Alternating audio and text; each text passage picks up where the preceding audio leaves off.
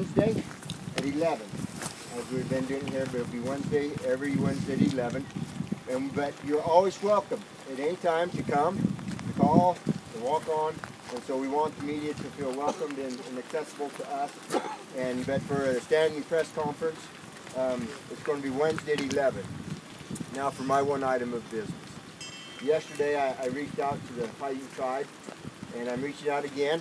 I'm asking for a liaison from the Paiute tribe to come and sit down, and let's begin to interface and to open up a dialogue. And so we extend that. There are many things we need to talk about.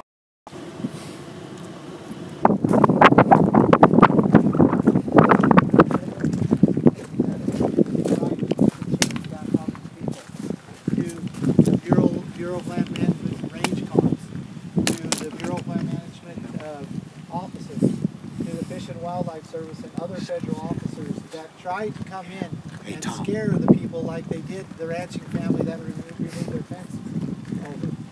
That standing in defense of these people, and for them to recognize the Constitution and their lack of authority to be administrating these lands and resources.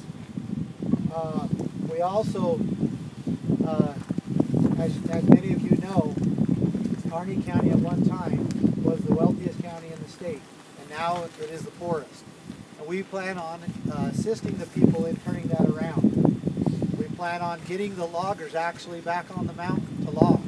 We understand that there's 7 to 10 years worth of dead trees that are still standing that are good lumber, and that we can be, like I said, 7 to 10 years before we even run out of that and have to cut down a live tree. Those need to be cut down, and they need to be milled. And we intend on getting a mill opened up that'll employ hundreds of people in this county. We also intend on cleaning up the forests, cleaning up all the dead brush and chopping it, and that will be for the purpose of running a power mill here to assist in the power needs for Harney County. These are the efforts that we are taking, and we ask those that have vision in this, those that want to assist, to use their resources, to use their knowledge and their intelligence to assist us in this. This is, again, exciting times. It will take some time to accomplish.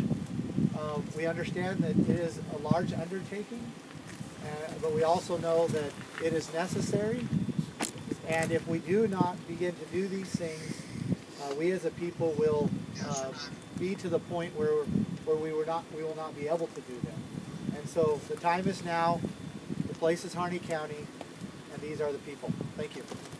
Yeah, man, as a practical matter, how would you go about protecting a logger who would be viewed as trespassing in federal forest land, or a rancher who is going to lose his permits if he stops paying his grazing fees to the BLM? How, as a practical matter, how do you protect them from the negative impacts of what they'd be doing? It'll be threefold. It'll be legal team, political, and then open defense. Political. Where's the political support coming from? We have a lot of political support, but I'll let them be the one that step up ahead. We also have a tremendous amount of deep pockets, if you will, financial support that are willing to invest in the people of Harney County so that they can get very low interest loans so that they can buy cattle, they can buy equipment, they can buy mills and pay employees. And then we also have support in other ways across the country. Was your trip to Utah part to garner more support? Absolutely, it was. Absolutely, thank you. Did you get political support there? What was? We absolutely did. We were able to accomplish what we went to accomplish, and we actually have, as we've announced on Saturday, I believe we've announced this, where ranchers are going to be ending their contracts with the federal government, and we have ranchers from those areas that are coming as well.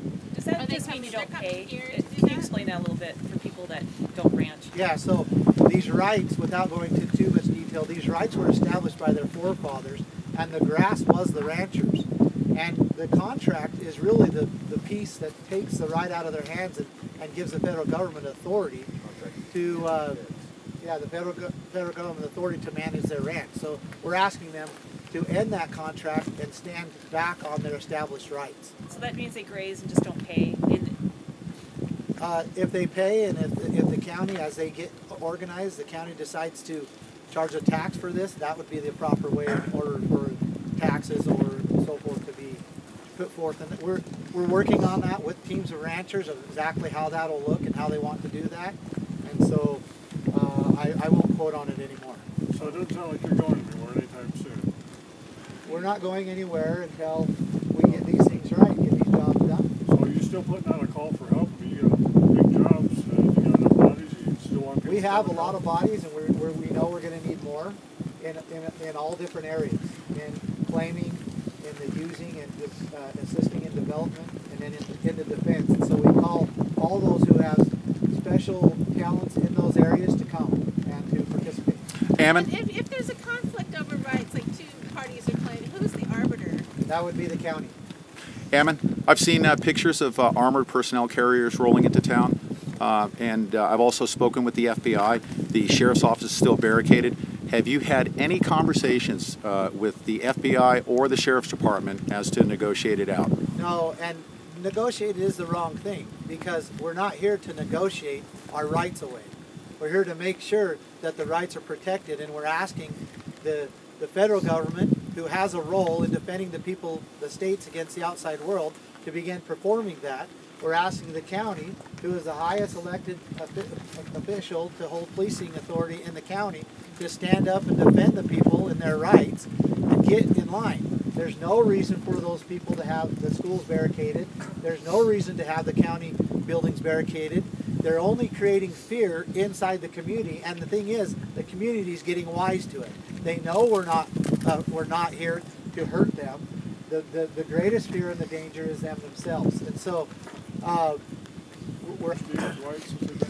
no, I've had contact with their family quite a bit, though, but not Steve and Dwight, no. And have you offered Susie any help, or she asked for any help because she's under by herself? We've visited quite a bit, and we've helped her in the ways that she has said she needed help.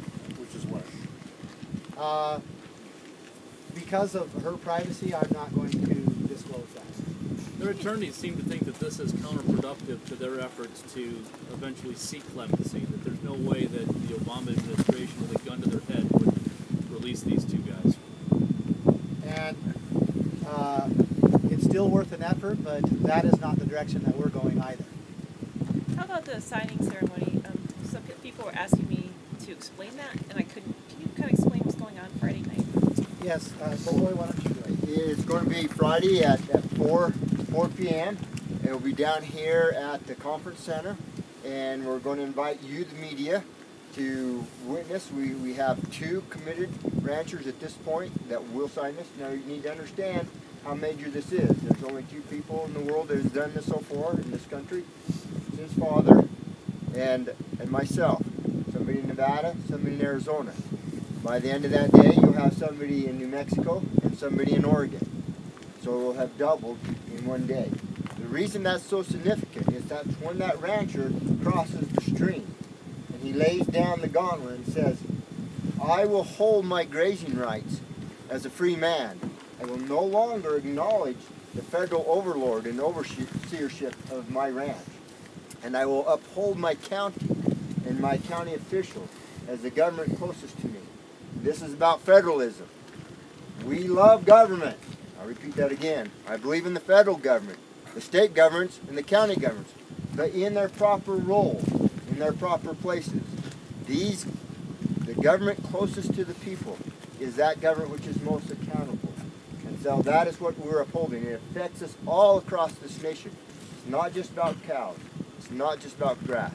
It's about your freedom, your ability to pick up the phone, get a hold of an elected representative, and know that you have a direct impact upon them. Most of these elected representatives around here in my county, 100 votes to 200 votes is usually what swings it. And they know that we can get a handful of people if they're not acting in accordance with we the people, and we can sway it, and we can get them out. Do you think I'm going to get John McCain out? How long has he been there? A dinosaur's age of time. What has he done for freedom? And nothing. So, but our county officials, our county sheriffs, I can sit down with them. I have sat down with them. I have looked them in the eyes. My county commissioners, supervisors, I've looked them in the eyes. They take the time to see us. I feel represented. I feel that I can have a say, not the way it is now. I hope that answers the question. I'm going to take your lead, Lavoy. I would like to address Article 4, Section 4. And this is the promise that the federal government gave the people of the states when they were enabled into the Union. And it says, the United States shall guarantee to every state in this Union a republic form of government. And I would like to basically lay out, if I can, the situation just here at the refuge. You have a refuge manager, okay? And they've been very key in taking the land and resources away from the people. Now, that refuge manager was hired by someone who was hired, by someone who was hired, by someone who was hired, by someone who was appointed, by someone who was appointed, by someone who was elected. And that elected person is the President of the United States. Now, how are people to get redress in that system? That is not a republic form of government, and that is the reason why this individual, that manager, can abuse the people, take their ranches away, take their land away, their resources away, and get away with it. That is not the way this country was intended to be set up, and we must restore it back to the local government so that proper redress can be made and so the people are not abused. So, thank you very much. What if the local government doesn't want the land? What if, we've heard over and over from county commissioners then the that people they can't afford it, they can't afford to fight the fires. That's a farce. And we could go into detail, and I'll give you that little idea. Have them be a political ally in this? Let me just answer your question about the fires, and then I think that'll answer all the questions. Multiple local people here have told me that when they were growing up and they were managing the fires, a large fire was only about 1,500 acres. Okay? And that was because the local people had a system in which they all went out and put the fire out. What we have now is a system where federal employees, firefighters, do not want the fire to be put out because, as their own quote says, black earth, green hand. Black earth, green hand. Or green palm, excuse me, black earth, green palm, because they make a lot of money for that. It is much better in the local hands. The waste is not there, and the people are protected. You want to have the $1 million fire? Yeah. Oh, yeah. No, Well, thank you very much. Okay, thanks. Good job. I don't know.